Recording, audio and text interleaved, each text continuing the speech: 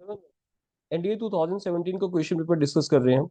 Synonyms के question और antonyms के क्वेश्चन यहाँ पर हम वोकैबुलरी को डिस्कस करें तो आपको सबसे पहले यहाँ पर एंटोनिम्स के क्वेश्चन दिख रहे हैं। बहुत जल्दी और फटाफट इनको डिस्कस कर लेते हैं कि कौन कौन से वर्ड हमारे सामने आए हैं। फर्स्ट यहाँ पर फियास्को है। फियास्को का मतलब आपको पता है, जब कोई भी चीज़ फेल हो जाती है तो आप इसको एक तो फेलियर बोल देते हो। दूसरा, आपको यहाँ पर इसका आंसर जो होगा वो डिजास्टर भी मिल जाएगा जब कोई चीज़ डिजास्टर हो जाती है। और कोई भी डिबैकल भी इसके लिए एक वर्ड बोला जाता है, तो आप इसको डिबैकल भी बोल सकते हो, कोई भी चीज का एकदम से फेल हो जाना। अब क्योंकि हम एंटोनिम्स के क्वेश्चन कर रहे हैं तो हमने इसका उल्टा ढूंढना है। तो डिजास्टर तो इसका सिनोनिम बन जाता, तो इसका जो उल्टा हो जाएगा फिर वो सक्सेस हो जाएगा, क्योंकि हम एक फेलियर की बात करें तो यहाँ पर इसका आंसर जो बनेगा ना वो सक्सेस बन जाएगा अगर एंटोनिम्स देखेंगे हम। अगला क्वेश्चन है यहाँ पर आर्डर्स। बहुत बार रिपीट होता है ये क्वेश्चन भी। आर्डर्स जर्नी हम किसी को बोल देते हैं। आर्डर्स का मतलब होता है, इसको हम ऑनरस बोल देते हैं। इसको हम ऑनरस भी बोलते हैं, और ऑनरस को हम बोलते हैं बहुत ही स्ट्रेनुअस, जिसमें स्ट्रेंथ लगती है। तो आप इसको स्ट्रेनुअस भी बोल सकते हो जिसमें स्ट्रेंथ लगती है, और आप इसको लेबोरियस भी बोल सकते हो जिसमें लेबर लगता है। तो लेबोरियस भी हो गया, ताकत लगती है इसमें, है ना, तो लेबोरियस हो जाएगा। आपने एक सुना होगा up hill task. Up hill task का मतलब होता है जो मुश्किल काम होता है, तो वो भी ये भी हो जाएगा।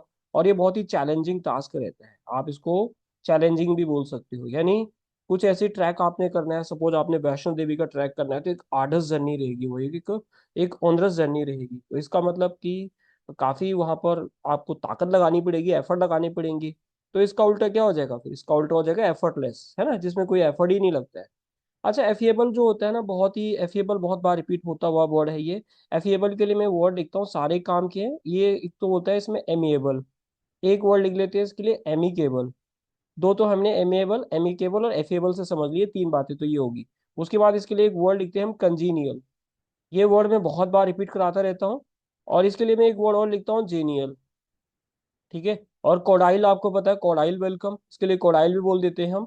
और बहुत ही प्लेजेंट, बहुत ही अच्छे रिलेशन है भाई दो कंट्री के बीच में, तो बहुत ही प्लेजेंट रिलेशन है। और बहुत ही सोशिएबल भी बोलेंगे इसको हम। तो इतने सारे मीनिंग हमने एमिएबल और एफिएबल के निकाल लिए हैं।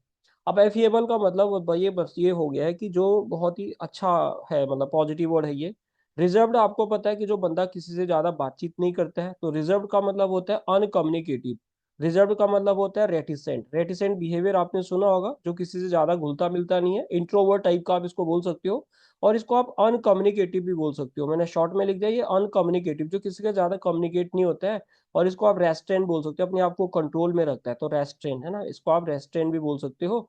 और इसके लिए आप क्या बोलोगे? बहुत ही क्वाइट रहता हो, बहुत ही शांत रहता है, तो जो किसी से ज्यादा बात नहीं करता, उसका मतलब हो गया रिजर्व।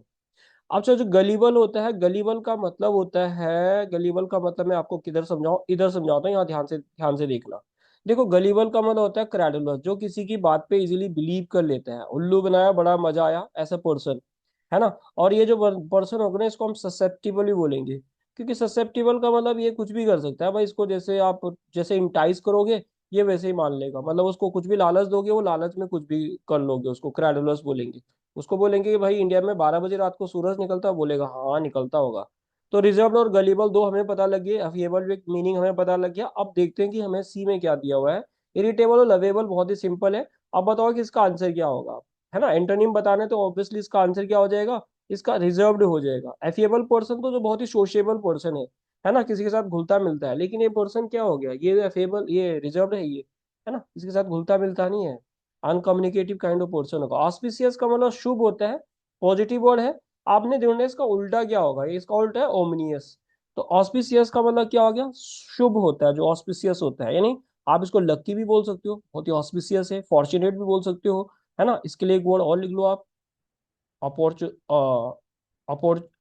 अपॉर्चुनेट भी लिख लो, इसको अपॉर्चुन लिख लो, अपॉर्चुन, अपॉर्चुनेट नहीं, अपॉर्चुन, है ना। प्रोपिटियस भी इसको बोल सकते हैं। तो एक वर्ड में यहाँ पर और लिखता हूँ इसको, प्रोपी, टी आई, अब ये लिखा नहीं जा रहा है यहाँ पर, TIOUS समझना है इसको आप, TIOUS, है ना। तो ये TIOUS है, तो टी आई है यहाँ पर। प्रोपिटियस भी इसको बोलेंगे। और ओमनियस का मतलब होता है जो अनलकी होता है, तो ये इसका आंसर बन जाएगा, है ना। और प्रीसियस आपको पता है वैल्यूएबल होता है, कीमती होता है ना, कॉस्ट ऑफ बॉम्ब जिसको हम बोल देते हैं। अच्छा, उसके बाद आता है कोरोबोरेट, यानी किसी की बात को कंफर्म करना। सिनोनिम होता तो ये आ जाता, कंफर्म करना, एक्सेप्ट करना, दोनों एक जैसे ही हो जाएगा। और किसी भी की बात को वेरीफाई कर देना, है ना, या उसको हम बोल सकते हैं ऑथेंटिकेट कर देना, या उसको सब्सटेंशिएट कर देना। सब सब्सटेंशिएट, देखो एक सब्सटेंशियल होता है, सब्सटेंशियल का मतलब होता है जो इनफ है, जो ज्यादा है, काफी है ना, एडेक्वेट भी जिसको बोल देते हैं। लेकिन ये सब्सटेंशिएट है, बात को कंफर्म करना। उल्टा क्या हो जाएगा, उसकी बात को डिनाई कर देना। एंटोनिम निकालना तो डिनाई हो जाएगा इसका आंसर। अब चलते हैं हम सिनोनिम्स की क्वेश्चन पे। तो सिनोनिम्स में सबसे पहला जो वर्ड है ना, ये मतलब पहली बार हो रहा है हमारे जो भी हम वोकैबुलरी कर रहे हैं उसमें फर्स्ट टाइम आया ऐसा वर्ड, सीवियर। देखो एक तो आपको पता है कि ये वाला सीवियर होता है, ये तो ठीक है, आपको पता, बहुत ही एक्यूट, बहुत ही डेंजरस टाइप का होगा सीवियर डिजीज। लेकिन इसका मतलब होता है कट ऑफ कर जाना, सिनोनिम कर रहे हैं हम, तो इसका मतलब हो गया कट ऑफ। और इस कट ऑफ को हम और क्या बोल सकते हैं, कट ऑफ को डिस्कनेक्ट बोल दो, है ना, सेपरेट हो जाना, आप इसको सेपरेट बोल सकते हो। अच्छा ये जो इंगेज है, ये जो पहले इसका मीनिंग समझते हैं, इंगेज तो सिंपल वर्ड है। अच्छा एस्ट्रेंज का मतलब पता क्या होता है, एस्ट्रेंज का मतलब होता है जब हस्बैंड वाइफ एक दूसरे से सेपरेट हो जाते हैं। तो कुछ कुछ इसका मतलब सेपरेट का बनता है, डाइवोर्स भी आप बोल सकते हो इसको, और एक वो एक दूसरे को अबेंडन कर देते हैं। अबेंडन अबेंडन मतलब गिव अप कर देते, छोड़ देते हैं, त्याग देते हैं। तो जैसे मोदी जी का बारे में आपने सुना होगा, उनकी एक एस्ट्रेंज वाइफ है। और इंगेज आपको पता है क्या होता है, ट्विस्ट आपको पता है, कोई भी चीज ट्विस्ट हो जाता है, कहानी में ट्विस्ट आ गया जी। और किसी भी चीज को मरोड़ने को भी ट्विस्ट बोल दे तो आप इसको क्रम्पल बोलोगे, क्रम्बल नहीं बोला मैंने, क्रम्पल बोला है। या किसी चीज को डिफॉर्म कर दिया आपने, ट्विस्ट कर दिया है, गाड़ी ट्विस्ट होगी, तो ट्विस्ट आपको पता है, तो आंसर ये हो गया उससे।